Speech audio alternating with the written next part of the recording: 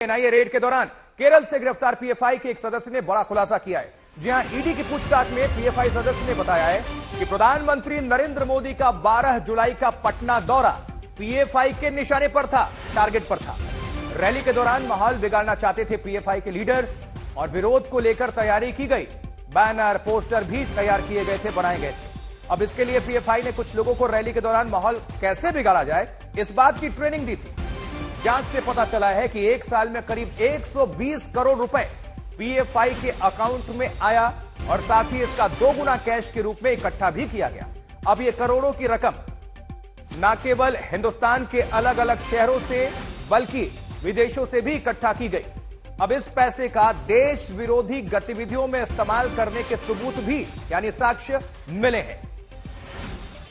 तो पीएफआई के निशाने पर प्रधानमंत्री नरेंद्र मोदी का जो दौरा था बिहार का, अब देखिए ये एक्सक्लूसिव तौर पर आपको हम ये दिखा रहे हैं। अब इसमें सब कुछ मेंशन है, सब कुछ लिखा हुआ है, साफ साफ आप देख सकते हैं। प्रधानमंत्री दौरे के दौरान किस तरह से साजिश और माहौल बिगाड़ने की ये पूरी कोशिश, इसके लिए कुछ लोगों को ट्रेनिंग भी दी गई।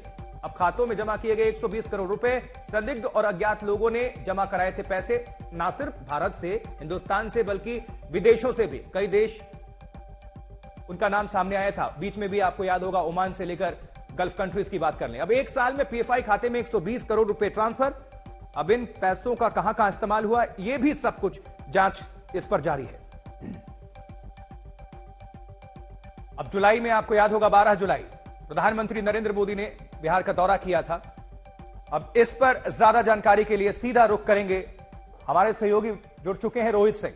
रोहित, बहुत बड़ा खुलासा हुआ है और क्या कुछ जानकारी सामने निकल कर आ रही है इससे जुड़ी हुई?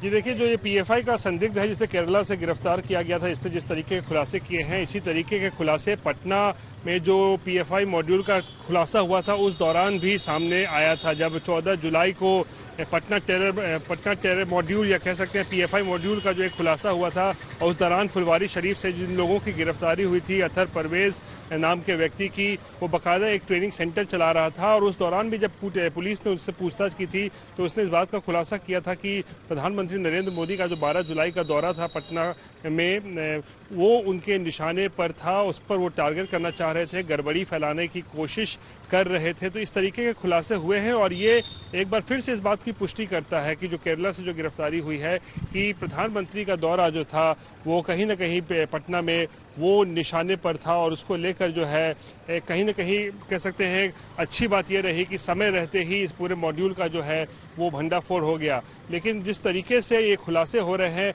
वो बेहद चौंकाने वाले और परेशान करने वाले हैं। रोहित, आपको याद होगा 14 तारीख को, 14 जुलाई को भी हमने चैट किया था और ये जब छापेमारी हुई थी बहुत सारे लोग गिरफ्त में आए थे। फुलवारी शरीफ पे भी रेड हुआ था, बिहार में पटना में भी कई जगह पर ये छापेमारी हुई थी। अब जो ये खुलासे हुए हैं ये और उस वक्त आपस में कनेक्टेड है छापेमारी?